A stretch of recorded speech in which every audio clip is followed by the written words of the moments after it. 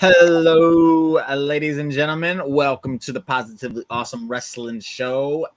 How is everybody doing tonight? I will start. That was a terrible introduction.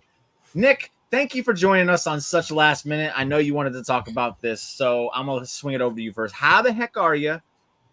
And how have you been? Well, I am about 3 hours removed from watching Survivor Series, so I am super pumped.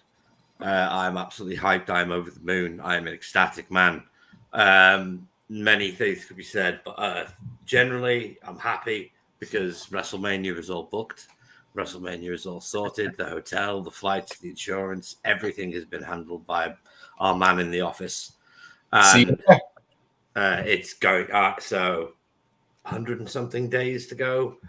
Just got to get Christmas out of the way first, and then straight shot to Mania. Looking good, thank you, babe. As usual, looking good. Yes, we got the quadrio in here today. I know that's not how you say it, but that's how I'm gonna say it. What up, Cameron? Thank you for joining us. And it's funny you bring up WrestleMania. Before I get to Albert and Tidy, sorry, I'm gonna cut in here because everyone's been pushing me to go to WrestleMania.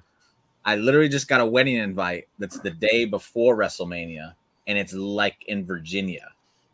So if I have to go up for this wedding, it's like, man, I'm already on the way up there. And Amanda's like, yeah. Go. So it's looking a little bit more likely like it's going to happen. Yeah, Jimmy. We'll see. We'll see, though. We will. That's what I like. The universe is telling you to go. Come on. You were the one who told me I needed to go. That is a couple of hours drive away from WrestleMania the day before. Yeah. I'm going to do this because you know you need to go there. Because your friends want you to go there. The universe, hey, believe in the universe and it shall provide. Look, the universe has got me to wear a CM Punk shirt tonight. That's what I'm talking about.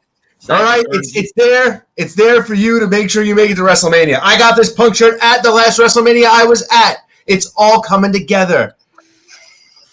So you up next then, because you wore the CM Punk shirt. That's what I like to see. What up, Albert? How you been? And how are you doing today? Genuinely still shocked from last night. But doing great, you know. What a night of wrestling last night. That's what pro wrestling's all about. Yeah. And Heidi, last but certainly not least, how the heck are you, man? I know you're tired, but you're powering through this, and we appreciate you being here. But how have you been, man? Look. All right, it should be a crime. It should be a crime to make somebody work Black Friday going into Cyber Monday. The amount of sleep that I missed, man, what I would do. But after watching Survivor Series and I saw you post it, I was like, man, I cannot not want to at least talk about it or just enjoy y'all's conversation about it. So I got the best seat in the house, man. I'm Corey Graves right now. Yes. Yeah. We all agree on this sentiment, and we're going to get there because we are just jumping right into it with the Positively Awesome. No, wait, you know what? Before we get there, we got to give a congratulations. We crowned our first ever Positively Awesome WWE Predictions Champion last night, and it wasn't me. I don't have 4 titles. That's a bummer. Tidy had a nice lead going in, but Albert came from behind and stole the damn thing. He is our first Positively Awesome WWE Prediction Champion. I'm going to get that name sooner or later. It's new. I'm getting there. But he is the first champion. The good news is WWE does a lot more pay-per-views than AEW, so I have a chance to get that thing back sooner than I have a chance of losing the AEW one. So Quad Champ is coming. Not true, Jimmy, because apparently next year AEW are moving to pay-per-view. Oh, World's End is a pay-per-view, isn't it? Son of a butt. Oh, man, I can't lose that. We might not be doing it, though, because it's during the holidays. Woo! Trying to save yourself. Well, listen, you're going to Roman Reigns. I'm going to be out of town and everything. You're going to Roman Reigns. A bunch of other stuff. So. Right? But listen, in my best Owen Hart impression, Jimmy, you may have 3 belts, but I got one title here. Woo! Congratulations are in order. If I can sneak in the World's End prediction, we will do it just to get it out of the way. But now that the congratulations is out of the way, and it is a real one, I'm not just being a smartass. We will move on. I feel good because that's why we are here. It is time for the Positively Awesome Wrestling Top 5 lists, and this week's list is none other than the top 5 moments from Survivor Series, because Survivor Series was last night and it was an amazing show. And I really want to get to the number 1 because I think everyone on the planet knows what number 1 is going to be. But there was a lot of other really good things that happened because last night's show was phenomenal. So before we even get to number 5, just round the room, grade it, a letter grade, A through F, the grading scale. Tidy, you first. What would you give last night's show? Did you say a letter grade? A letter grade, A, B, C, D, man, F it's an plus. A minus. JD A minus got RKO'd, man. That's some bullshit. And he went off like a swan too. He went off like a swan right into his prey's mouth. Some bullshit. That's what he gets for trying to go up the cage to get away. He should have just took his butt whooping like a man. Mm-hmm. And instead he got dealt with. Nick, A minus. A minus is a good grade. Nick, you're up next. What are you going to give it? I am going to give it a minus as well. I thought that the 2 War Games matches were phenomenal pieces of work, and I really enjoyed Escobar versus Dragon Lee. Dragon Lee. I thought Rhea looked good, but I thought that match was basically just a Rhea Ripley match that went through the motions. Yeah. Unfortunately, and what was the other match? Gunther versus Miz, bro. That was the one. Sorry, I'm tired. It's very late. Gunther versus Miz, I thoroughly enjoyed. Yes. I have to say. But it wasn't perfect. It's damn near perfect. A minus is a great grade, though. A minus. Yeah. Albert, what are you giving it? Straight up A. I think it's an A. It was an A pay-per-view. Not only did we get the return that we were promised, not only did we get the return that was a complete surprise, but we got our truth as well. Lord, you just gave me the Holy Trinity.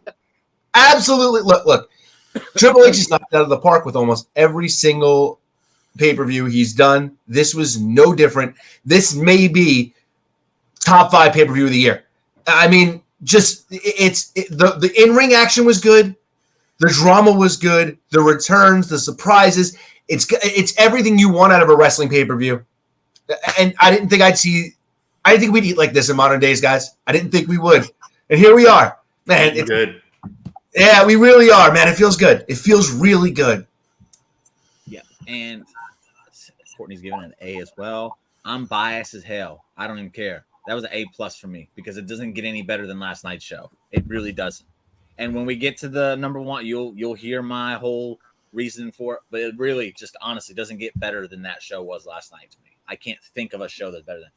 And had I not gone to Mania, like I was telling Nick before we went on, I would have called this the show of the year had I not gone to Mania. But being there, it's a whole different kind of experience, and it's kind of hard to overtake that. But man, last night was perfect to me. So with that said, we're going to get into what I think was the overall best match of the night. I also said it was his best match he's ever had, ever. And I'm not even joking when I say that. Miz versus Gunther, cooked, baby. They cooked. And this match right here has solidified it for me, at least, that Gunther's the best wrestler in the world today. I won't listen to an argument against it because I've never watched a Miz match and thought, this is awesome. And this isn't a knock on Miz. He's a very safe wrestler. He's a very reliable guy. He's going to give you some good stuff. I've never watched him like, this is great. And that's what we got last night. So I'm going to swing the floor over to Nick. He's our guest. He gets to go first here. Let me know what you thought about Miz and Gunther. The King of Safe style got brutal, and it was tremendous fun. We were talking about it before the show, myself and Simon, and we were wondering, can Miz and Andy, can Miz adapt to Gunther's very heavy-hitting, quite frankly, brutal style of professional wrestling? And yeah, it turns out he can. Whether he had to cheat, cajole, do whatever he did, the guy hung with Gunther. And all the respect in the world to Mike Mizanin. He's always been good, but he's never been perceived as the guy or one of the guys in professional wrestling. And I think it's a shame in a lot of ways. And I think Gunther, being the perfect professional wrestler, really, really helped Miz in that match. It helped Miz to, like I say, adapt to something differently because he didn't really have a choice. But I think he did a marvelous job. I think Gunther is incredible. He's fantastic. And just they put together a right, even though it was only about 16 minutes. That's a perfect time. It was for an IC match. It flew by. All the spots hit fluidly. There was a nice story told in between of Miz and having to cheat and then still coming around. He got his 1-2 off the low blow. Skull Crusher finale off the turnbuckle, which was really good. No complaints at all. Phenomenal match. Phenomenal piece of work. Great piece of booking. Good storytelling. Everything was. And Miz's timing was on. Miz's timing was on point, and credit where credit is due. I feel like he took that match and was like, I'm doing something. I'm going to show everybody. I'm not playing games. The first chop he took, was like, dude, he's never been hit that hard in his life. Never. That's what Andy says. And then, what was it? And Gunther winning by yet another way is just awesome to me. I love that every time I watch him, I'm like, I have no idea what's going to finish this match because he could submit you, he could powerbomb you, he could just clothesline the hell out of you. What's that other movie he was doing there for a minute that was supposed to be his finisher, but he did it for 2 months. The Dreamer Driver. Yeah, he literally changes it so much, and I love that about it. And I love that he put him in the crab, and Miz is like, I'm fighting out of it, and he goes, no, you're not. He just dug that knee in like Walls of Jericho style. I was like, oh yeah.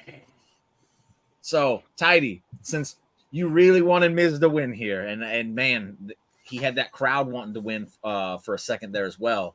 I'll let you go next here, man. What'd you think? And how happy are you with Miz's performance? Man, UFC fighting Miz, going for the knees and kicking, that was some impressive shit. Because I didn't expect him to come out. Because like in the beginning, he was kicking at the legs, and then to go down and then take him to the bottom of the ring, pop his knee, and then do it again on the ring post. I was like, oh shit, he has a chance. I'm liking this right now. I mean, even though mentally I was like, why would you let Gunther lose, right? I mean, but the way the Miz fought, man, he looked good. Proud of him. I thought the same thing. Like, he has to go balls in because he can't back up all that talk he's been saying. Yeah. Like, there's no choice for him. So it was the most anticipated match for me because I wanted to see what he would do because I knew he had to go all out. And the perfection of taking that turnbuckle off. He did that shit in like 1.5 seconds. He took that turnbuckle off. Yeah. And as soon as the ref turned immediately, the low blow went and then kicked him. I about shot through the moon. So the timing with that shit was on point. So that turnbuckle spot was really cool because at first I thought he botched the first low blow, but then when they played it back and commentary told us, it's like there wasn't a low blow. He kicked his bad knee, and I'm like, that's awesome. Like that just made this match just a little bit better because you don't like. Again, I thought it was a botch because that's not really an effective way you see of people escaping things like that. Like he's like, I've been attacking that leg. I'm gonna go ahead and kick that leg again, and then I'm gonna low blow him. It was very cool how they did that. And then the press conference, he got Miz got what he wanted. Basically, Gunther gave him some props. I mean, man, that's everything that Miz could want because everybody would say the same thing. He's a safe wrestler. He got the props. Not even Daniel Bryan would give him. And he was laying them kicks in. He was getting stiff with Gunther. I liked it. Mm-hmm. So Albert, last again, certainly not least. What'd you think of the match, man? So this is going to sound like a weird comparison, but once I flesh it through, it'll make sense. The Miz is the modern day Hulk Hogan. I know what you're going with, so I get it. I get it. I get you. Miz doesn't need to turn it on ever. He doesn't need to. He's so entertaining. His character work is so good. When it gets into the ring, he doesn't need to turn it on all the time. He uses his character work even through his matches to make his matches mean even more. But when he needs to, Miz will turn it on. When Hogan went to Japan, he mixed it up. Was he great at everything he did? No. Was he serviceable and good enough to hang with all those guys that he was working with? Absolutely. And that's where Miz is right now. Miz sits in that category of being this amazing worker that can work with anybody, have a good match with anybody, get anybody over, and even adapt to anybody's style to do different things to make him seem more competent in the match that he's wrestling. The Miz is one of the smartest wrestlers in the business, and I am sick and tired of seeing people over and over and over again. Miz can't wrestle. Miz can't wrestle. And then the Miz comes out and he does cool things, and people are like, well, here we go. Miz is going to have another match where he's going to do those cool things, and everybody's going to be like, oh man, Miz can wrestle. Yeah, because when the other guys that you don't have no personality and weigh 65 pounds and do those same moves, you go crazy for them. But when the Miz does it, it's, oh, he's a tryhard. No, he's proving that he can do everything that everybody else says he can't do every time he ever comes out, and he still doesn't get enough credit. Last night, if you don't respect him now, you don't have any sense. Absolutely not. And I'll admit, I'm one of those people that kind of gives him shit, but I recently started doing it because I just feel like he's gotten a little stale. This feud with Gunther has been awesome, though. Like, as short as it's been, and as much as I just really didn't think it was going to be a thing, like, I was like, there's no way I'm going to be. It literally, like that, convinced me. It's been a great feud. I feel like it was an important feud for Gunther, and the match delivered. Again, best match of the night, in my opinion, as far as like bell to bell. And then I'm not even joking when I say it's Miz's best match I've ever watched. I don't think anyone could convince me otherwise. So Gunther is the most over guy, I think, amongst like the hardcore fan base. Absolutely. And The Miz had people cheering for him in Chicago. That's crazy. Yeah. It's amazing. It's great. What up? What up? What up? Yeah, I feel like he gets pretty much a good amount of respect. I feel like Miz gets a good amount of respect. Well, Gunther said like he's somebody that belongs in that ring now. Yeah. Just watch the press conference, man. Gunther saying the best wrestler in the world. And yeah. So with that, we will move on to number 4. It's not so much about the match, but a moment in the match. We could throw in some talk about the match as well while we're at it. But Becky and Charlotte share a nice little embrace in the middle of the War Games. Do we think there is longevity to this partnership? Tidy, I know you a big Charlotte fan. You're probably the only Charlotte fan here, but you also like Becky, so it's cool. Yes. Albert, you a Charlotte fan? I do. I love Charlotte. Oh my goodness, I got 2 of them with me. Anyway. But you respect Becky too, so I'm gonna let. Oh my God, Nick! Man's got good taste. Respected her wrestling. I thought we were like just like literally. No. I have told you before. She's 5 times the wrestler her father ever was. And I agree with that. She's constant. No. The reason everyone has a problem with Charlotte is because she's constantly around that world championship. I have another problem with her, and we'll get to that in a minute. But Tidy, I know you love both women. The floor is yours, sir. Do you see any longevity in this? I do. I see it for maybe getting closer to Mania or SummerSlam. Like when the press was asking, "Hey, do you see a tag team run?" And I was like, "Yeah, I actually can see that. I can see that happening because idiots like me who love Charlotte and love the idea that they can actually get along. Because if you watch wrestling, you're gonna end up being a Becky fan if you're a Charlotte fan, unless you're just a hater." But Jimmy convinced me to actually check out Becky. So for me, man, that would be a damn feel-good moment. I like to see how they get along, but more, I'm also a bit of a pessimist. I want to see the little sparks fly here and there, even as they're tag champions, even as they're getting along the next couple of months. Because hearing both of them talk, I would want nothing more to see some tension here and there. I want to see them get along because it seems like it's real beef. Yeah. Stone Cold's, Austin, whatever, Broken Skull Sessions. Seems like there's some real beef there. They did have some real beef. I think it does seem like it might be squashed now, though, because they shared the podium at the press conference, and they seem to be at least Exactly. I mean, Friendly with whatever each it could other, be, so. whether they want to be competitive, whatever reason. I mean, that gives more intrigue to me to want to see them together. But I think the longevity be 6 months, and Okay. then not that they'll hate each other, but maybe they want to fight each other. And that's what I see it. You can't have the man and the queen coexist. All right, Albert, swing it over to you. Oh my god, I just learned about this. This is just hurt my feelings. What do you think the realistic expectations here are between a Becky and Charlotte partnership? So I don't think there's too good of a chance we see it. I do like, Teddy, you brought up the press conference, and you brought up they were like, hey, is there a partnership developing? I like that Charlotte's answer was, no, we're just dating again. We're not all the way, like we're not in a relationship, which I thought was a really funny way to kind of put it. Hey, look, we reached out to each other. We had a cup of coffee. We ain't besties again. I think that right now, the matches for WrestleMania this year are Charlotte versus Bianca and Becky versus Rhea. And if those are going to be the matches, I don't see them forming an alliance or a tag team at any point. But what I do see is the possibility of them being put on the same brand post WrestleMania, and maybe we see something there. Okay. Nick, I seen the finger go up. What do you got? I have a wrench to throw into your WrestleMania plans. I got I'm one up for it. See, I got one. it I'm up for it. occurred to myself and Simon that what they appear to be setting up is for WrestleMania is the remaining 3 horsewomen versus Asuka, Kairi Sane, and Io Sky. Ooh, okay. I'm glad yours is different than mine. I'm glad. Thank you, Nick. Bayley is inevitably, even though she was the MVP of that team, saving the match 13 times. She made the Bayley save. was amazing last night. She Amazing. was phenomenal. And I like the commentary put it over as well. Yes. Part of the story. Yes, it was great. Really But she's going to get kicked out of that group.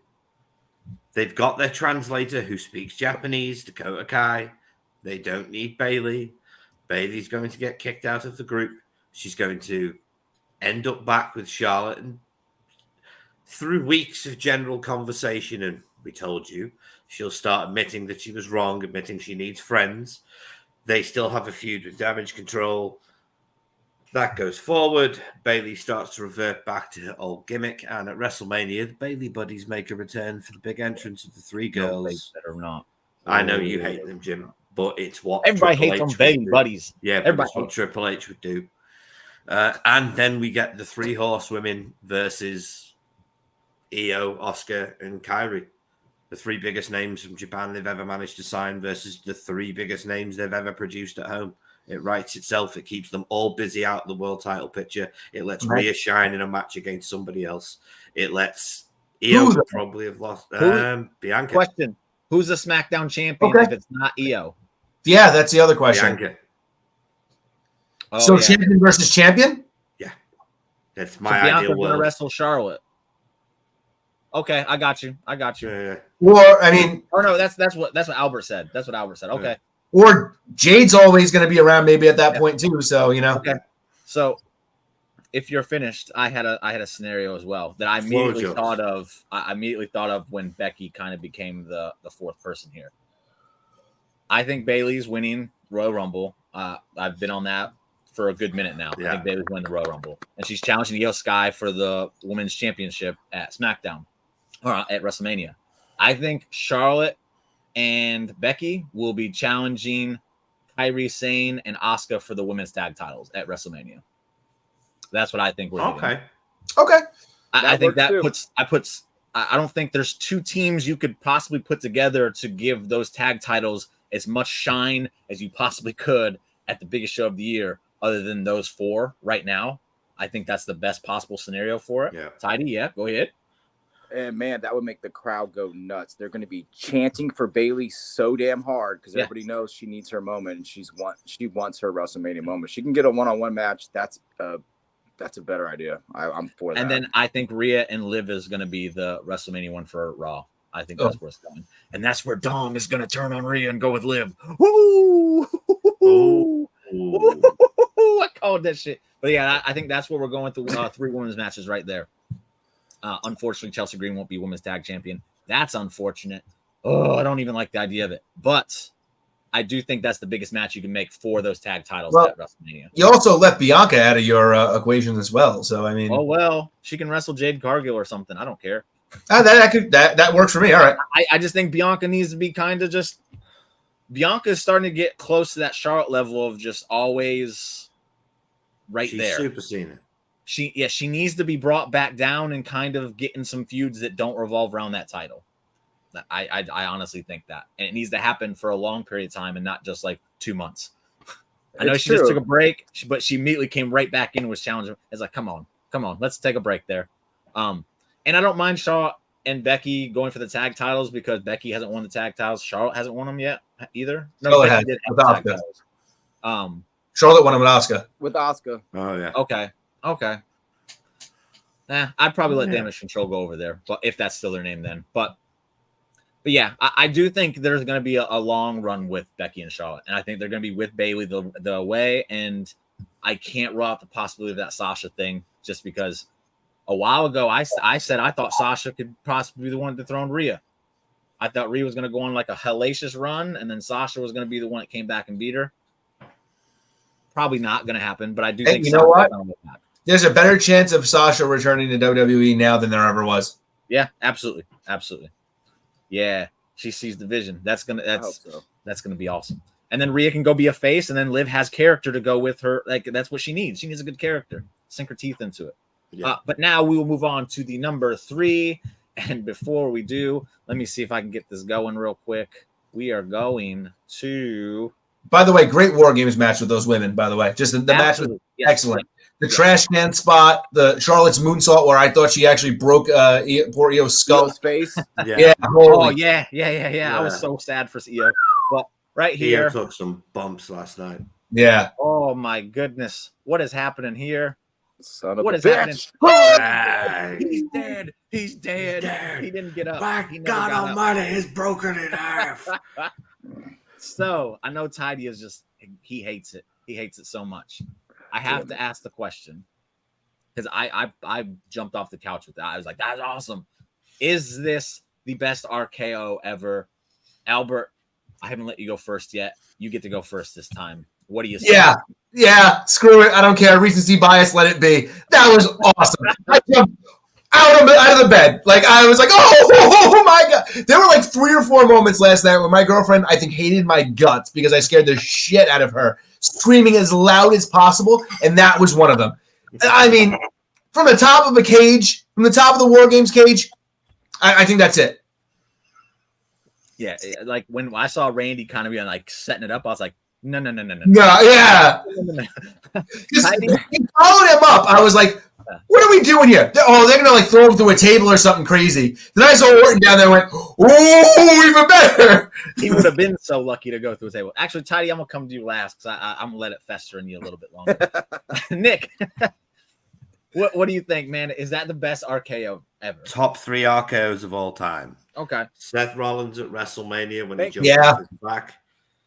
Evan Bourne out of the shooting star press. And last night. Okay. Yeah. I'm with you. One, I've met JD McDonough. He's an arsehole. No. Like, straight up, he's a horrible human being. He's nice to Tidy. Tidy I've met him on a couple of occasions. I've met him when he was drunk. And when people are drunk, you always meet the real person.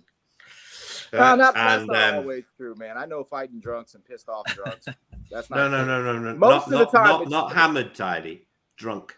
In Britain, we have many stages of pissed. It's got levels to it. But no, I thought it was amazing. He did a phenomenal job because he came down perfect for Randy.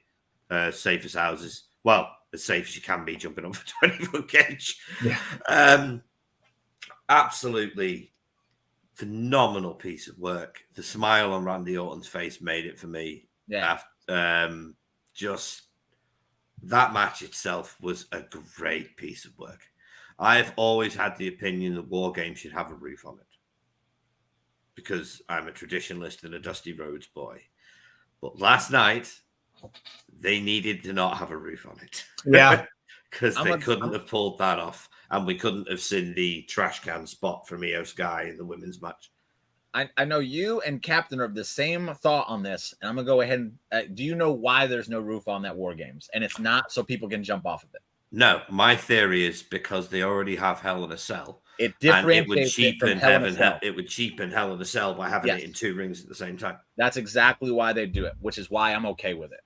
Especially if they start using Hell in a Cell a lot less frequently, like they should, like it seems they are going to. But that's why I think they don't have a roof on it, and I'm all for it. Once that kind of clicked, I was like, oh, why would they? The Hell in a Cell's for that. So yeah, keep the roof off it. It's cool that way. I want to throw in one more RKO since you did a top 3. I want to throw in the one he did on Chad Gable with the moonsault from last year. Oh, yeah, that was dope as hell too. I actually honestly like that one more than the Evan Bourne one. And if we want to round out a top 5, I like the one that he does to Cena on the chair outside the ring, Saturday night's main event. I was also there that night, so that kind of puts it in my top 5. Bias. Yeah. So Tidy, now that you've had to think about it and fester in it and all that, we're almost 24 hours removed from JD having his face caved in from one of the greatest RKOs of all time. What does you think about it? And is it your best RKO ever? No, I'm still saying Seth. The popping up Seth from that stomp was like one of the most beautiful things I think I've ever seen in my life. Probably the best wrestling spot in the world. That's exaggerating. That's not fair, but it's up there, man.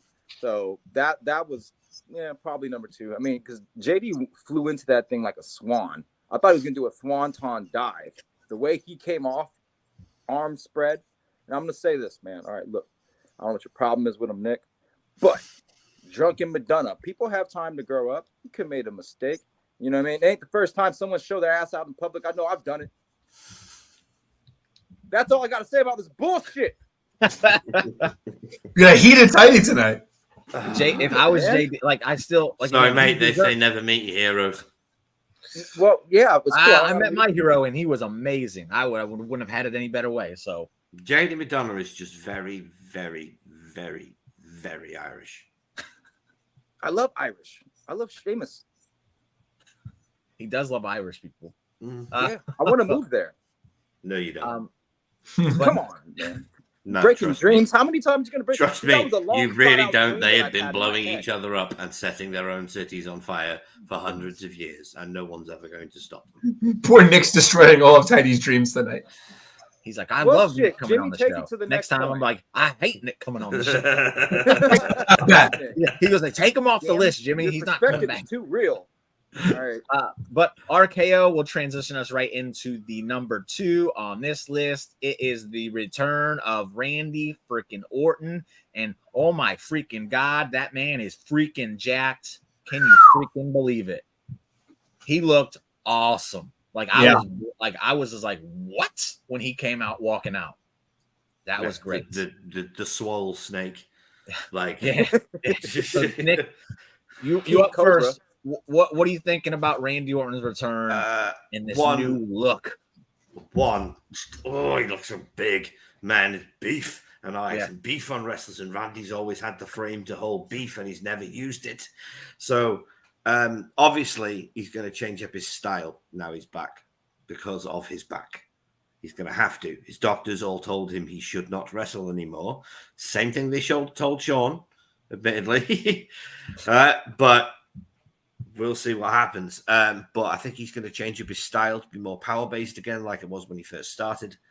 I think we're going to see a slower, more methodical Randy Orton. As I said to you before we went on air, Jim, I think we're going to see the RKO on special occasions only, and he's going to start resorting back to doing the punt kick because it's his back that's knackered, which means he can't continuously be taking back bumps, which is essentially what the RKO is. On a constant nightly basis. So if he just starts booting people in the head again, which I'm all for, because as I said earlier, the only reason that move isn't around is because Vince McMahon didn't like the idea of Shane and Stephanie when they were children pretending to do it to each other. Well, Vince isn't there anymore, and Triple H doesn't have those qualms. So hopefully Randy will get his punt kick back, and we'll get the savage, sadistic, twisted Randy Orton, who is now super jacked and can launch people around like they're pieces of paper. I mean, he obviously wasn't the best cardio last night. He was breathing heavy by the end of the night, but it's his first match, Max. Yeah, Exactly. Yeah. His first match back in nearly 2 years? Nearly Almost. 2 years. Yeah. And so, but he looked amazing, on point. Power slams, tight, neat, tidy. Just, it was great to see Randy be Randy again. And with that transition to Tidy, here we go. Tidy, what do you think about Randy Orton's return, man? All that meat. I'm gonna say the same thing, man. Meat, and more meat. That shit look. I mean, so his back, if he put some meat on that back, he might be fine. We can still get RKOs because we're all gonna want RKOs. But you know that would be different. I think that's a really good point that Nick made. If I'm seeing more punts, I like the punt. Punt is dope. I mean, when they announced it on Raw, I didn't think it would be real. You know, when they said it, I'm like, oh shit, he's gonna come back. Then what's he gonna do? My biggest thing was I wanted him to RKO Jay. That was my thing. You let me down, Randy. I thought it was coming too. I thought it was coming. Man, it might come later. I don't know, but it is. He told him. He goes, "Oh, I ain't forgot." Good. He told him. Someone's got to take these faces down a notch. We can start with Jay. Cody, you're next. Sammy's fine. Sammy gets exempt. Sammy went through shit for years. Sammy's earned his spot. All you other little bastards, y'all need to get RKO'd, and I'm fine with that. Tidy's done playing games with these big baby faces that come in and swoop and steal Sammy's spotlight. Cody's all right, man. Cody, we'll get those crocodile tears when he loses the Roman again. It's fine. Oh no, well, I also have a theory about that. All right, so he's gonna beat Roman. We all know it. Okay, fine. Well, if I can just throw this in, what if Cody beats Roman and then Damian Priest cashes in on Cody? Damian Priest does not have that contract, man. This is Jimmy's theory. Finn Balor has that contract. I don't care what anyone says. Finn Balor has that contract. There's no reason I would keep seeing another Money in the Bank briefcase in the background of the Judgment Day playground if that wasn't the case. Because Finn Balor had the other briefcase when they swapped the contracts. There's no way they would keep that in the background if it wasn't the case. So I'm sticking to that theory. Albert, okay, swing it over to you. I'm going to ask you a different question. With Randy's back the way it is, the way we think it is, assume it is based on reports, do you think it's possible that we see a lighter schedule for Randy as far as in the ring goes, but him having himself a legacy type stable to kind of do his dirty work for him to kind of, again, keep him on television, but also keep his matches less frequent or more frequent, not less frequent? So I think there's two things that are inevitably going to happen. I think Orton's going to come back, and I think this is where WWE is a little bit hampered on the fact that I don't have Matt Riddle anymore. I think that Orton coming back, being a babyface, people are going to want to cheer for him for a little while. And I think he's perfect with exactly what he did. Explosive hot tags. That's what he was doing towards the end with Riddle anyway. He was coming in, getting the hot tags, the bumps he was taking with the DDT and the RKO. Other than that, he was he was catching kicks and stuff like that, but he was bumping, bumping very, very infrequently. I think that once that gets to a point where it's like, okay, now, we need to see Randy in singles action, boom, that's where he turns heel. And, that limits the bumps he takes, there too, because for the most part, a heel dictates the match and he's going to, just stand around and dominate throughout, most of the match, doesn't have to take those bumps. So I think that's where we're going. I think once he turns heel, I think it would be a great thing for him to have another stable. I think it's been a long time since we've had heel Randy Orton, and I think it would be fun to see him bring up the next generation like he did, and it's a natural feud for him and Cody. Yeah, absolutely. I just don't know who he would have by his side. That's my only tie-up with that one. I just don't see anybody that logically fits, but who's to say they don't make something happen? Like, they've convinced me other times that things that didn't look like they were going to work, they work. So, but I do think it's a smart thing to do. Especially he was out there telling people 10 more years. Yeah, you're going to have to wrestle a lot less, buddy. So we got to make Grayson Waller. Oh, beautiful. Yeah. I don't like their antics with him. I just don't. No, because Randy wouldn't let them be like that. It'd be more of the relationship that Bobby has with the Street Profits, where you're under my learning tree, you do things my way. to me, Grayson needs to be that way. It's working for him. So to take it away from him, I think would be a bad idea. He could be humble and funny about it. Grayson could pull that off. And I know Austin Theory could be humble and funny about it. They shut their mouth. That'd be good. The Creed brothers would be awesome if he stole them away from Chad Gable. I was going to say, just join Alpha Academy. They have the dynamic where they're themselves whenever Randy's not around. But when Randy's around, they're like scolded school children. I just think it's too much. I can see that. I get what you're saying, and as babyface, as if it wasn't like a legit heel, because I want a legit heel Randy, especially if he's punk kicking people. And I think it's too comedic to go with it. Well, I think that version of Randy Orton needs to be on his own. It's reality playing off life. Psychotics don't work with a group. Psychotics work individually. They work solo. They do everything on their own because they're self-obsessive. They're self-nihilistic. They're deceptive. They can't work with. They don't work well with others. But wouldn't manipulation be in there as well, though? They're manipulative. Yeah, but they're manipulative. But they're manipulative the same way he was when he was with Bray Wyatt. It was all means to an end. Okay. There's never any real connection there. It's all just. Yeah, no more RK Bro. And man, I literally just got the Randy Orton RK Bro figure to go with my Riddle figure on the scooter, and now it's never happened again, and that just makes me so sad. But from there, we will now go on to the number one moment of the night, and it is, you know what it is. Cody. No, I'm just. R-Truth, baby. R-Truth comeback was pretty cool, and like. I didn't see it coming. What did I was like, he's back. He's back. I was like pointing at the screen and everything. I was happy. It was great. And in a spot with Pretty Deadly too. Yes, boy. So from there, number one, that no doubt about it. Y'all already know. CM Punk.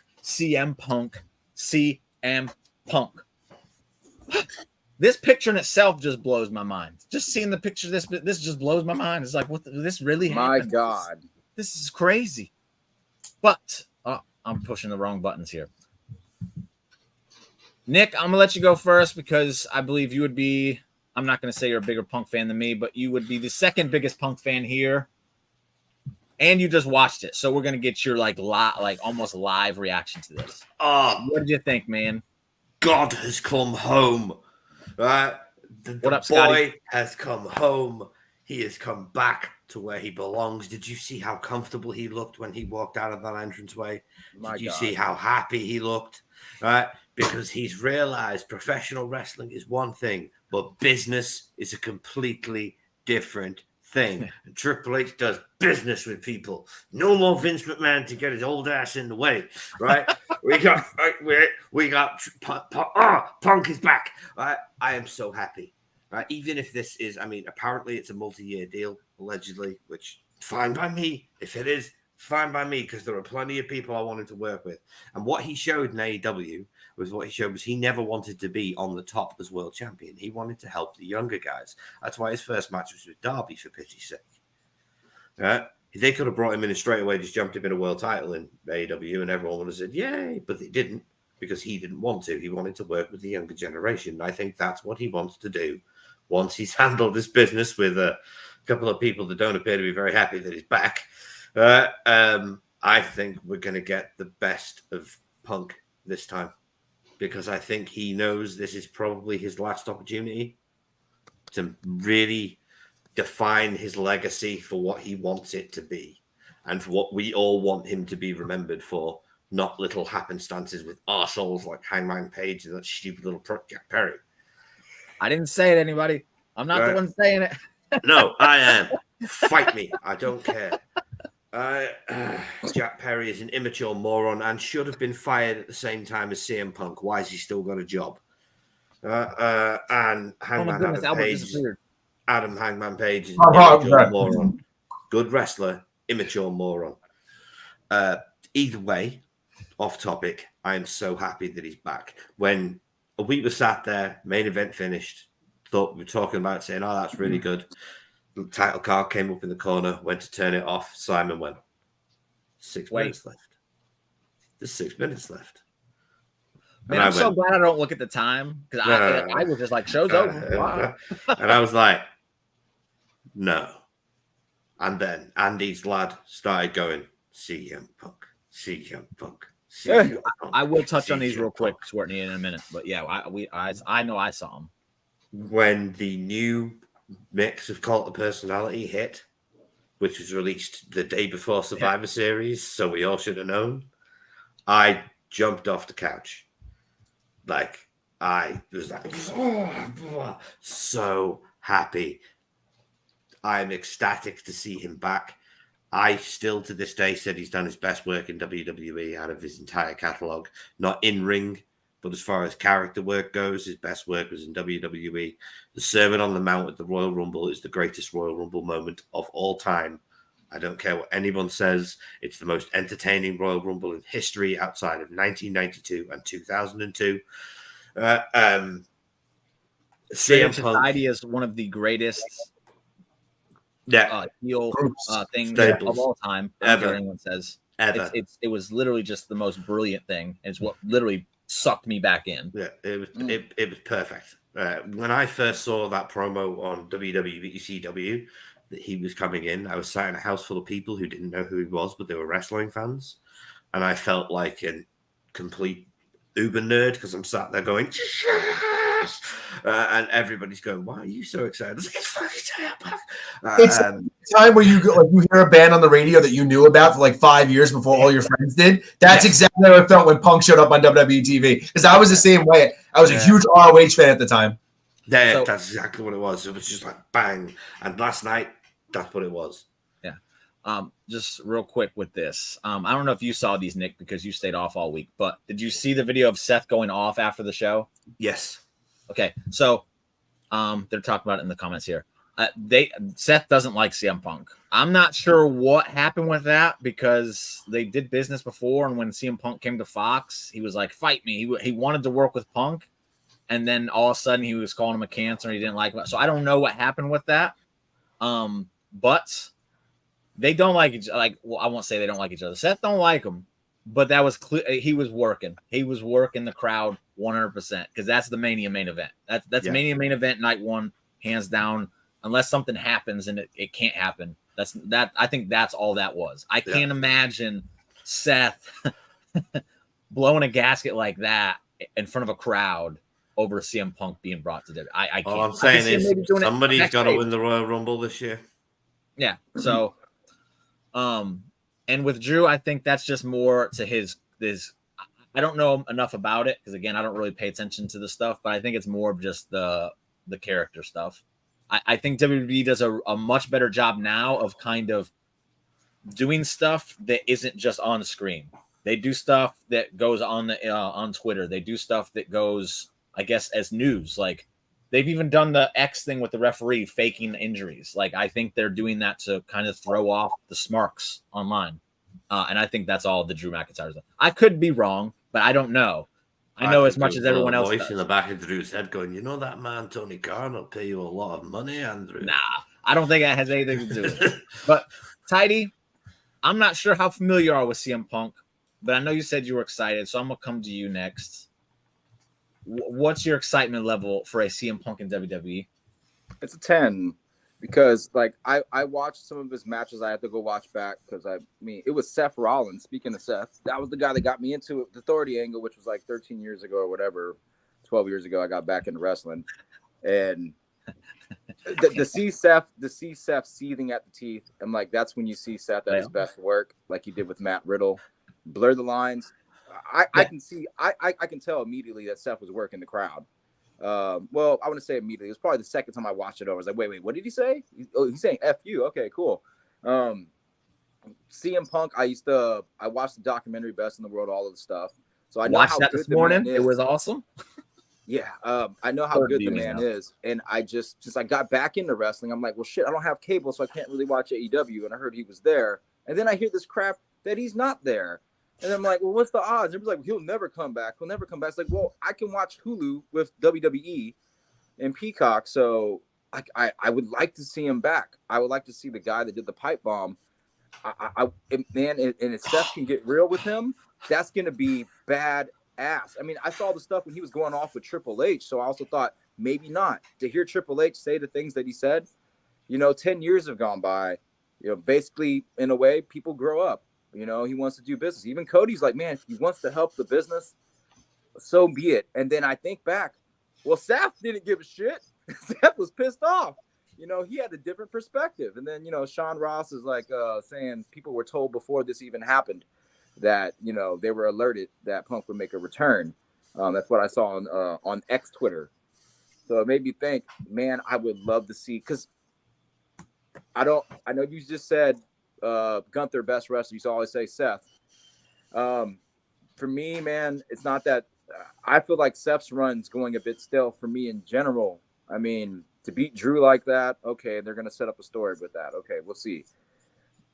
I need Seth to really go off like the Seth that I love. I think Seth with Riddle screaming was great. I think he's going to bring real emotion to this shit. Yeah, for sure. Pumped because Seth's the guy that got me back into wrestling, the first wrestler I loved. So I want to see Seth with CM Punk very soon. That's some stuff that was bursting through my head.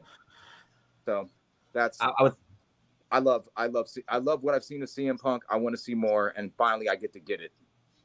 And I'm happy for you. I'm so happy for you. I will say it's definitely the best business move they've made since Cody Rhodes, for sure. I don't think I don't think Jade's as big as this one, but I think Jade was another one. But I definitely think it's the biggest one since Cody Rhodes. Cody Rhodes has proven to be just a phenomenal business. Like they did everything they could to get him, and it's worked wonders for him. And I'll touch on this one when it's my turn. But Alberts, you're wearing the shirt. You're obviously one of the biggest fans of all time. He's got the figure. Whoop-de-doo, you got one figure. I got a whole freaking case back there, baby. But anyway, Just want to put him out there. CM Punk is returned. What you got to say about it, man? I am of the thought process of never say never, but I said never to this moment right here that we saw last night. I mean, I can't tell you how many times people have asked me from the day Punk walked out until the day he debuted in AEW, do you think Punk will ever come back to WWE? And my answer has always been the same. Absolutely not. I don't think Punk wants to be back there. I don't think anybody from there wants Punk to be back there. I don't think that it's mutually going to work out. I don't ever think there's going to be a chance. Even when Punk left AEW, I said, man, with everything going on and with Triple H being the guy in charge, and from, you got to know, as good as Triple H is at doing business, the ringing in his ears of one day Vince will be gone and his doofus son-in-law will be the one who takes over the company, and for all the shots that he's taken at Triple H for over the years, does Triple H really have the balls to just say, you know what, I'm going to pull a Vince. I'm not going to give a flying crap what anybody says about me for the past 10 years, what they said 10 years ago. I'm going to do what's best for business. And honestly, I didn't know Triple H had it in him to do it. But all of that in a perfect storm came together, and CM Punk returned to WWE. Now, I think this is the best thing for CM Punk, because as much as CM Punk likes to say that he doesn't want the script and he doesn't want to be, held down, and he wants your creative freedom, I think he's best when put in check. Hey, your idea is great. Let's not go that far. Let's just work together right there. Let's shuffle things around a little bit and let's flesh this out all the way. This is great for 4 weeks. Where does it go in 6? Where does it go in 8? Where does it go in 12? You know what I mean? Like, I think that's where, Punk works his best. I think he's a genius. I also think that there are real issues here that Punk needs to work through. But I also think that this is going to be, AEW to me was like the learning process for him. He came in, he tried to make himself be that guy. Hey, you want to come to me for advice? I'm here. Hey, sit down, listen to me. Get under the learning tree. I'm going to do, what all those veterans did for me. But the funny thing to me about CM Punk was that Punk was the guy, the catalyst to say back then, hey, we're tired of your old stuffy, boring pro wrestling. We want this new wave of pro wrestling. And Punk was the one who tried to usher that in. And ironically, he shows up to AEW, and there's a bunch of guys that are doing the same thing to him. Now, I subscribe to the CM Punk School of Professional Wrestling way more than I do the Young Bucks School of Professional Wrestling. That's just where my enjoyment of pro wrestling lies. Whether or not, right? Look, whether or not that's everybody else's, that's fine. If you prefer the AEW way, if you prefer, these no wasted motion, constant car crash matches, great. That's all for you. I like a story. CM Punk is a storyteller, and I think he belongs in a place that focuses on storytelling. When he had that feud with MJF, it was the feud of the year because they told a story the entire way through. It was smart. It was well contrived. It worked well. They already started planting seeds with Seth Rollins. Rollins may not even be champion by the time we get to WrestleMania, but we do know that if there is anything in the world that makes sense, Seth Rollins and CM Punk will go one-on-one at WrestleMania this year, and fans will rejoice. And whether you're an AEW fan who is slighted and feels that Punk screw them over, or you're a WWE fan like me for a very long time who found it very hard to forgive CM Punk for walking out on me, a viewer, a person who loved and supported him and wanted to see him wrestle, and he took that away from me because he left the company that gave him the platform for me to watch him every week.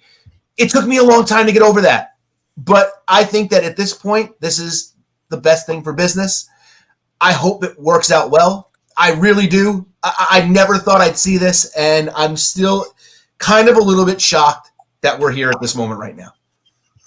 Okay, so to bring up something you brought up, he walked out on us. I felt that at first, but then once things happened, immediately went away. I feel like he was completely justified in walking out. They were literally killing him, like not exaggerating.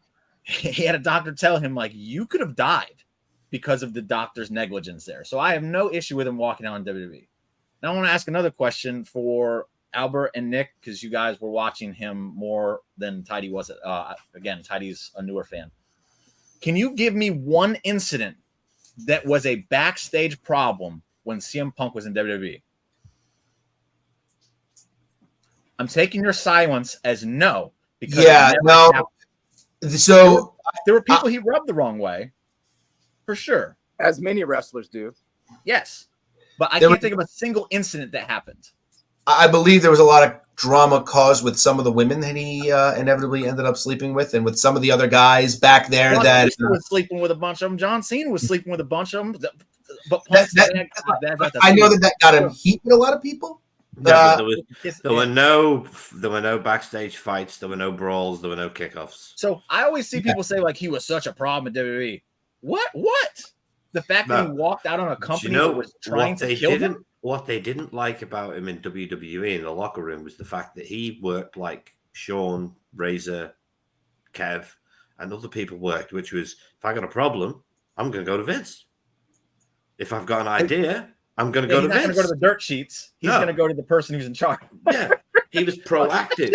He was a proactive performer, both in the ring and backstage. And a large part of professional wrestling's downfall in the last 15 years prior to now was the fact that the wrestlers weren't being proactive anymore. They all had guaranteed money. They all had guaranteed jobs. Oh, I've achieved my dream. Now I just get to have fun. They weren't trying to excel and learn and better themselves. And Punk thrives on challenges. He likes to challenge himself, so he pushes the boundaries. And he's an asshole. He'll tell you he's an asshole, but he's an unapologetic asshole who's going to tell you the truth. He's not and there's nothing wrong with I literally have wrapped my head around this, and I'm like, I can't think of a single problem that he really caused in WWE other than the fact that he walked out. But again, now in hindsight, it's like he should have walked out. He had every right in the world to walk out. Because so I know, and I don't know if this is exactly what you're looking for, but there was a lot of issue. And Nick, you did say there was a lot of issue with Punk concerned with his spot, and a lot of people didn't like Punk, and because he would consistently be the person to go to management. So it's very similar to, okay, Shawn had a couple of dust ups with Brett. We know that was the case, but like you said, Nick, very similar with Shawn, where okay, it wasn't anything intentional, but he had the back. He would consistently be like, "Hey, I need to be the main event of WrestleMania. Hey, I shouldn't be the guy putting over the Rock. Hey, I should be here. I should be there. I deserve this. I did that." And I think a lot of people were like, "Hey, we get it. You were on top for a while, but we did this. Like, slow your roll, calm down. This is still a team." And I think that a lot of people weren't exactly crazy to an extent. I get what you're saying for sure. But I think the old school wrestlers tend to love him because he is that way, because he's fighting for himself. He believes in himself. And if you don't believe in yourself, what are you fucking doing there? Exactly. You're collecting a check in the back, like Daniel Bryan said a lot of people in WWE were doing. They're happy to sit in catering because they're collecting a check and it's all good. But Punk was like, no, I'm out busting my ass. So I just wanted to get that out because, again, I've seen it a lot, like that he was a problem. It was like, I never remember anything. It's a more structured environment. And yeah, he's going to rub people the wrong way. I've never been at a job where that didn't happen. So, but now to the moment from last night, because for the whole time I was like, it's not happening. It's not happening. I was like, if it does, I'm happy. I always thought he was better off staying in AEW because I feel like there's a lot more for him to do there than there is in WWE. Fortunately, that's past. It's not happening. So he's in WWE. And I'm like, okay, well, if he's coming, I want it to just be a short thing, go to the Hall of Fame and be done right off in the sunset. I don't think he has a lot left to offer. And I've continuously said he's not showing up. Then we did that show a few weeks ago. We did the top 5. And I'm like, man, maybe he does have more to do in WWE than I thought. But I'm not backing off my stance. He's not coming to WWE, and I'm not getting my hopes up. So much so that yesterday, before Survivor Series started, I was like, I gotta go put on a shirt. So I went and put on my Riot Fest Sucks tank, the one we cut the things off, because I saw CM Punk wearing that one time. He talks about the Riot Fest all the time. So I'm like, that's my CM Punk shirt that I'm wearing. It's not officially a CM Punk shirt because I'm not jinxing this shit. And if he doesn't show up, I can just be like, well, this is my sleepwear. It's fine. I'm not a mark. And then they started the Randy thing, and I'm like, the balls on Triple H if CM Punk's not showing up. I started to believe again, and then Randy came out, and I was like, got me. He got me. This son of a bitch got me. But I wasn't mad because the show was phenomenal. Like top to bottom, without Punk, that was still an A- show to me. It was that good. It was just clean. Everything, it was just good. But then I lost it. I was leaned up on my couch like this. It hit. I fumbled, fell off the couch onto the ground, got a big old rug burn on my knee because I was like, what the fuck? And just sat there just in awe. Like, what the? This is happening. And I was like, don't be trolling me. Don't be trolling. Because Paul Heyman did this to us before. And I'm like, don't you dare troll me. And come out. And like, I wasn't crying, but my eyes were welling up. I had like 2 tears coming out. The moment that I thought Sammy was going to give me when he lost the Elimination Chamber, it didn't happen. I was still very invested, but this one right here got me.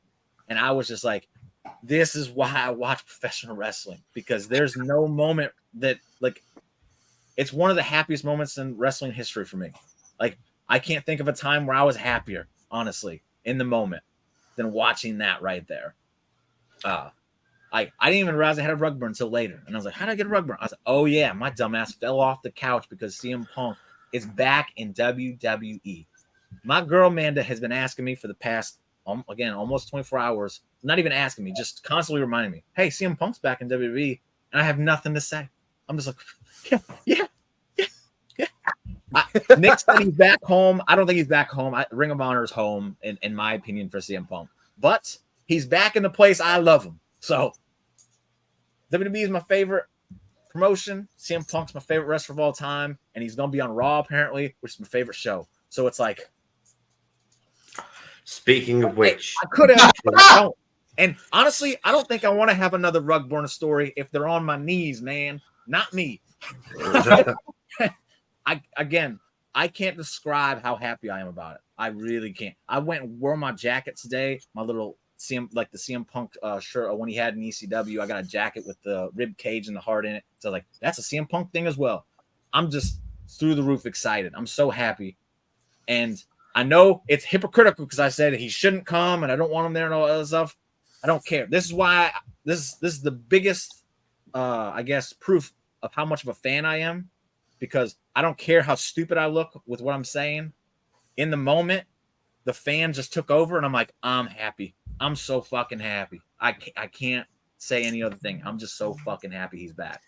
Look, I was the biggest detractor for a very long time. I kept saying, and we were on this show multiple times, Jimmy. I said it. I don't think it's the right move. I don't think it's smart. I don't think it's good on either end. But man, I was a 7-year-old child last night. Yeah. Like what? I love that. All I'm going to ask, I'm gents, cool with this is sentiment, Scotty. As long as you're not one of them haters, it's like get him the fuck out of here. It's like you just you mentioned he's going to be on Raw, Jim. yeah. Tomorrow is going to be one of the most must-see Raws in years. Yeah. And all I'm asking is, what do you think he's going to say when Triple H hands him a microphone and says, "Here, talk"?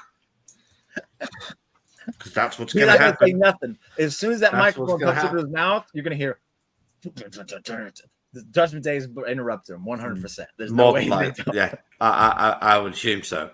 But when he eventually delivers that inevitable pipe bomb, it's coming. You know Triple H is going to be like, "Do you want to have a dig? You want to have a dig? You go ahead and have a dig. Just don't take it too far." The dig should be on Broken Skull Session. I've been saying this for a year and a half now. I was like, you need to do anything they can to get him on. Or since the media brawl, I've said they need to get him on there. I think that's the most brilliant Broken Skull Session of all Nice. time. Yeah, it is. Like, That's they the match did I that. want, guys. So Okay, with, with that, again, that's fine. I got no problem with people who aren't fans of him or anything like that. Or in this scenario, I don't. That's not my beef. I just don't like the ones that just shit on him. Like, No, the fact is, the With genius no of CM justifiable Punk reason. now I don't care if he doesn't. is It not doesn't in his ring work. The genius of CM Punk now is in his ability to take anybody and craft an enigmatic, intriguing story around real. himself and that other character. He can do it with anyone. That's his secret. He can craft a story with any other individual wrestler that will be compelling and people will want to see. That's hard to do. that's fucking crazy. That's Crazy to look at, dude. That's just crazy. insane. That's that's crazy. I Can never we ask the ever. real big question? The really big question, the biggest question of all here: how, in God's name, is it humanly possible that both CM Punk and Daniel Bryan wore the same shirts on their debuts to two separate companies?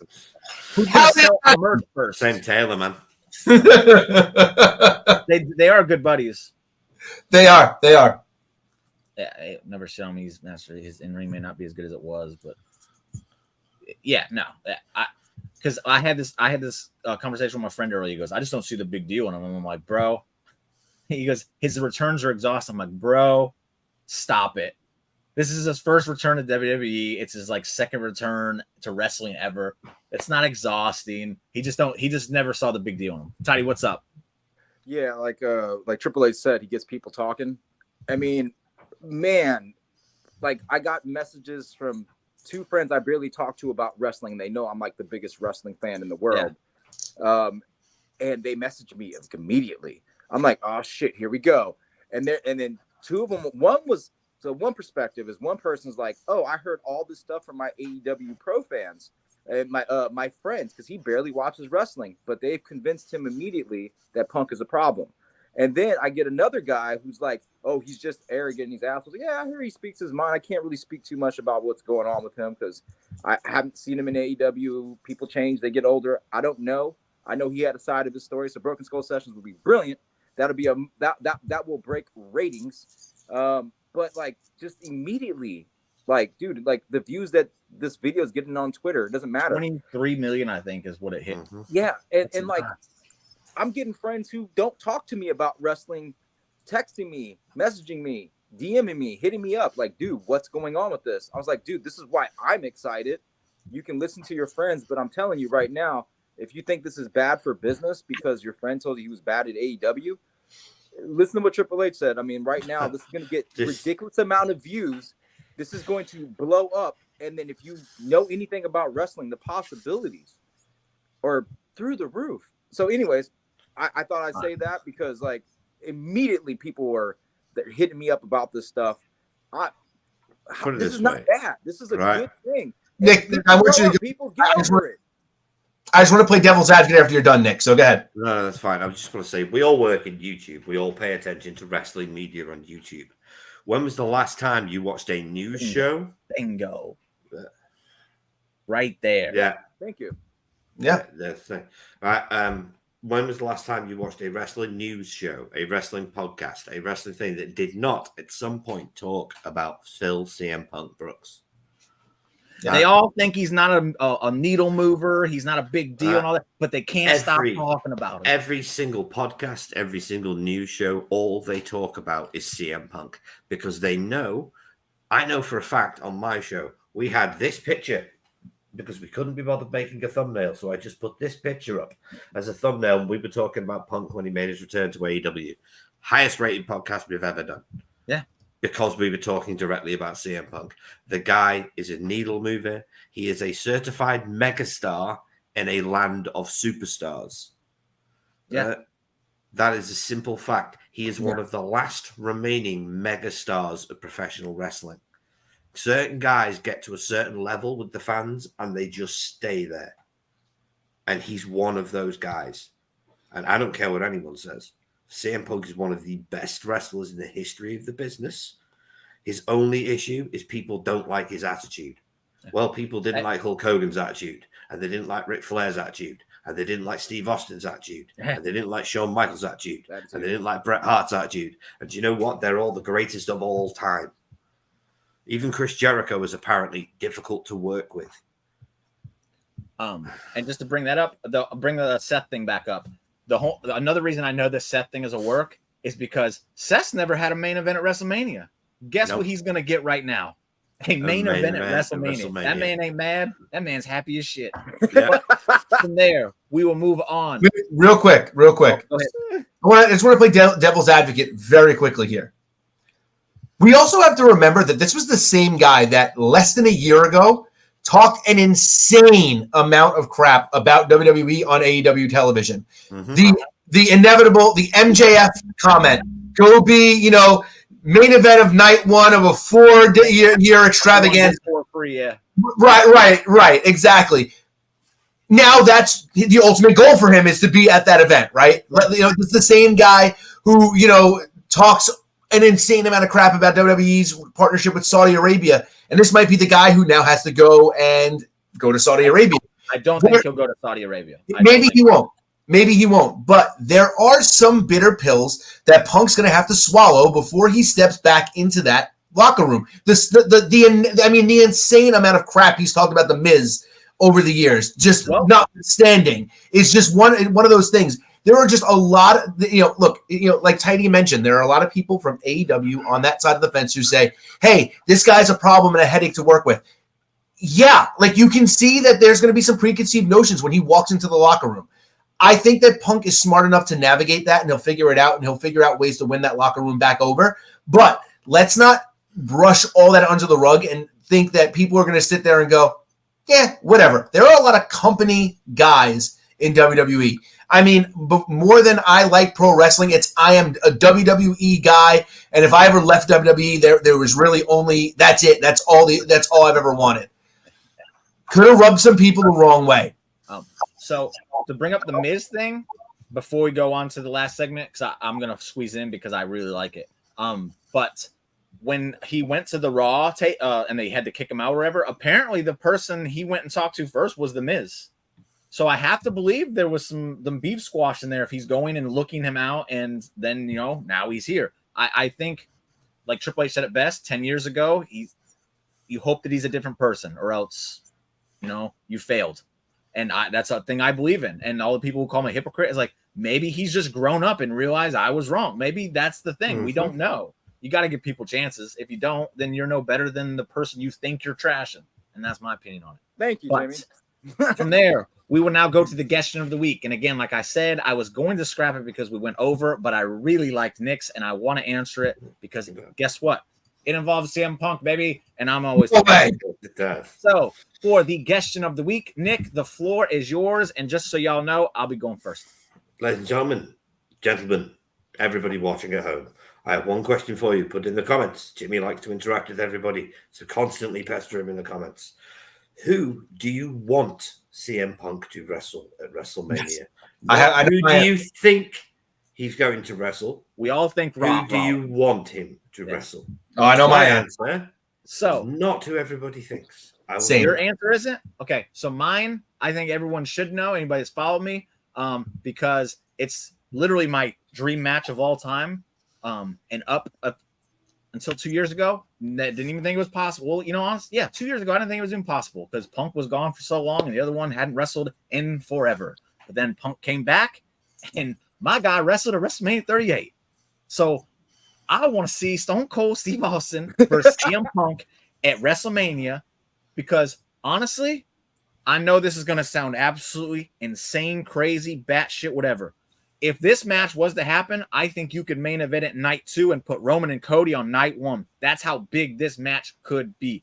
Kiss my butt if you disagree.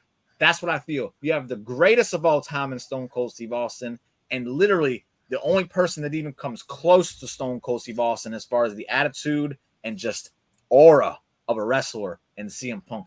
That the promos, and just put them in my veins, man. I want that so bad. And again, I don't think it's happening, but it could. There's a small chance it could. Give it to me. But it's still an answer. Yeah, you're welcome. I'll give you time to think. Tidy, what about you, man? I've had that answer for like years. Yeah. Yeah.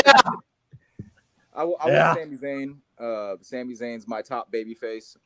And if Punk is going to be a heel, which I'm hoping he is, I want the biggest babyface, the true babyface, not the manufactured Cody Rhodes babyface. Shut up. I know.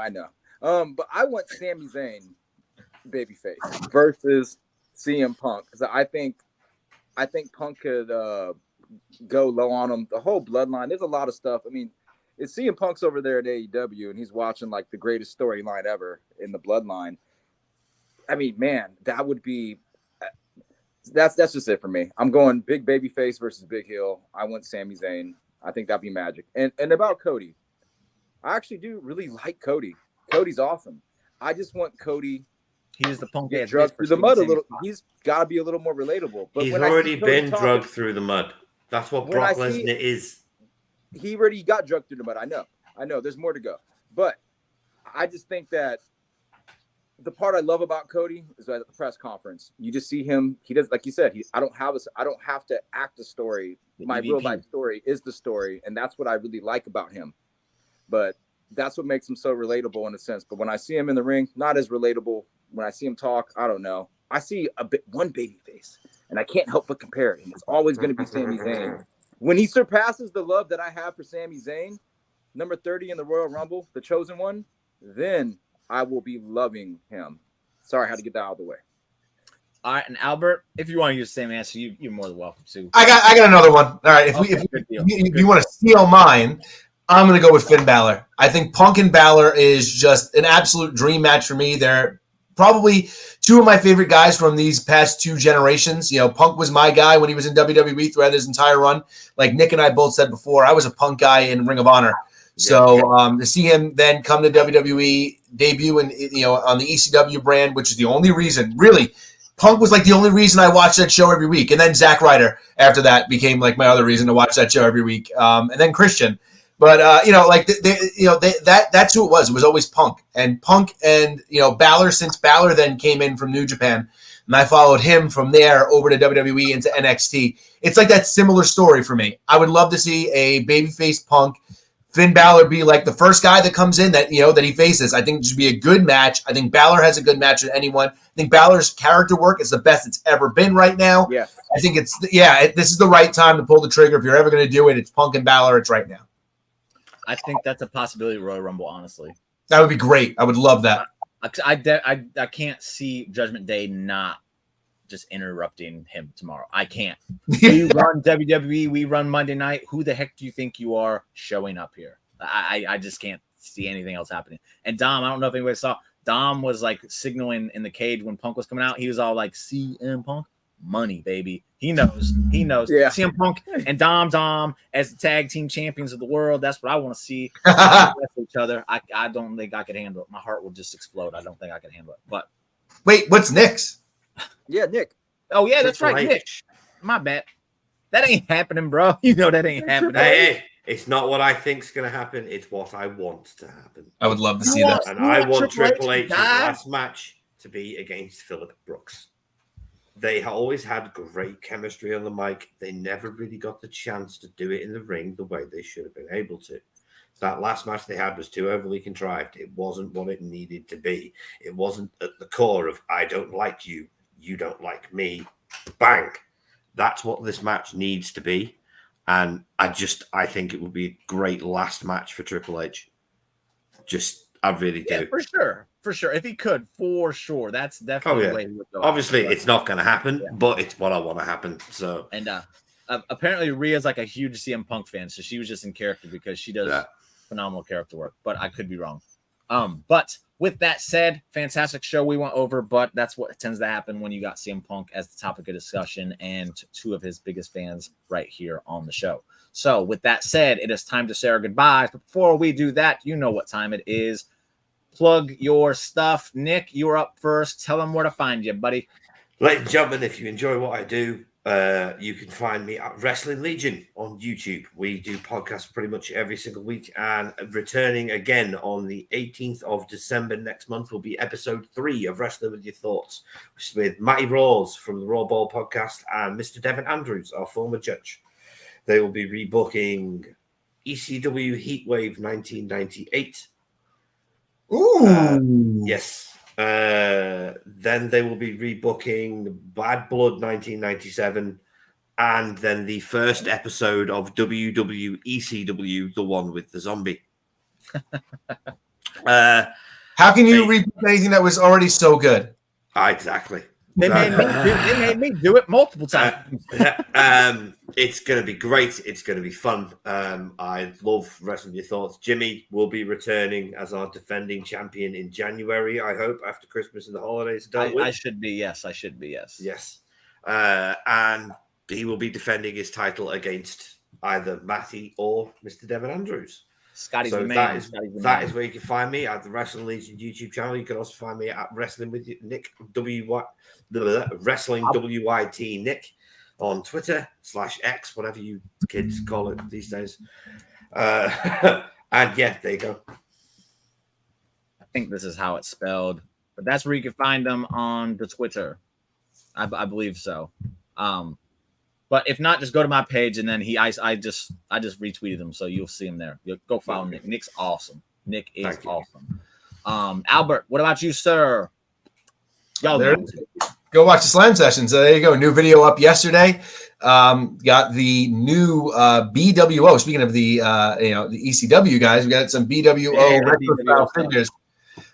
Super cool. Chris Jericho Walmart exclusive in. So starting to get did some retool in the room today. That episode will be up in a couple of weeks. Starting to get there. So give me a follow, give me a couple of likes, share it around if you can, please. I'd appreciate it. The Matt Cardona. Black Rider. Hit him up, Mr. Cardona. Hit the man up. Yeah, he should. They seriously. I'm in Matt Cardona. I'll have to, just grow a set and ask them. But Page. Hit this man up. I'll even settle for what is it? I can't remember what his name is. I'll just call him Hornswoggle. I'll even settle for a Hornswoggle collab with my man Albert here. Oh, I'm down with that too. Yeah. Or Danhausen. Woo! Get on there and curse my man Albert, buddy. All the money we can make, Danhausen. But yeah, go watch Slam Session, everybody. Matt Cardona of the podcast. He's got an awesome collection going on, and there's lots of stuff for y'all to check out. And last, but certainly not least, Tidy. I know you ain't got nothing to plug, but you can say your goodbyes and tell people what's up.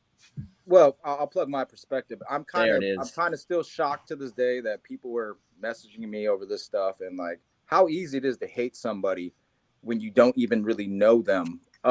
Like we could do this with celebrities all day and they would say that's all right. It's not slander illegally because they are a public figure and they're in the millions of views. But in real life, it's the same way, man. And I'm a really big believer on giving people a chance.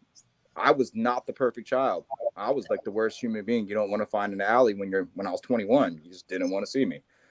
I mean, and people gave me a chance. My parents gave me a chance. And these are just celebrities, man. You don't even know them. Give people a chance. I mean, there's no reason unless their names are Cody Rhodes. I'm joking. but that's a fandom about me. That I'm not. I like Cody. It's just that me.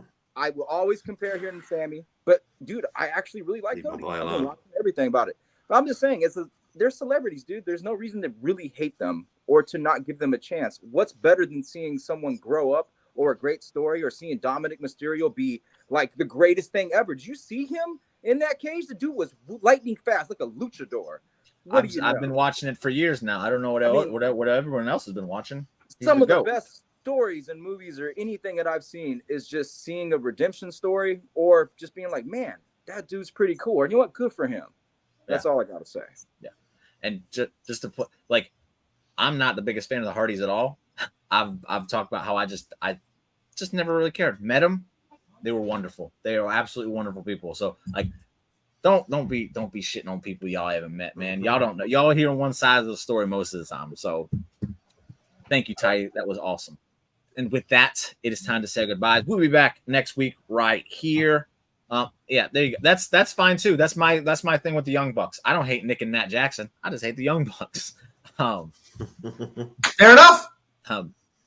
But we'll be back here next week. I'm not sure what the topic will be, but maybe it'll be we're just gonna make fun of Albert for taking my title because that was bullshit. But we'll figure it out. I'll let y'all know, and we'll have a new list, not the Survivor Series type list that we've been doing, I feel like, for the past 3 weeks because we've had a lot of wrestling to cover. And also, before I go, Brody King beat Eddie Kingston on Collision, and I'm so fucking happy. Woo! Brody King should be winning the Continental Classic. That's what I said right there, and I'm I sticking with it, agree. baby. It's not going to happen. I know it's not going to happen, Nick. I don't crush your dreams with Cody Rhodes. Don't crush my dreams with Cody King. That's what I gotta say. But come back next week. We'll be here at the same time, doing the same fun stuff that you all know and love, and we'll see what kind of guest I could begin. Thank you very much, Scotty. You are the man. And with that said, goodbye, everybody, and thank you for joining us.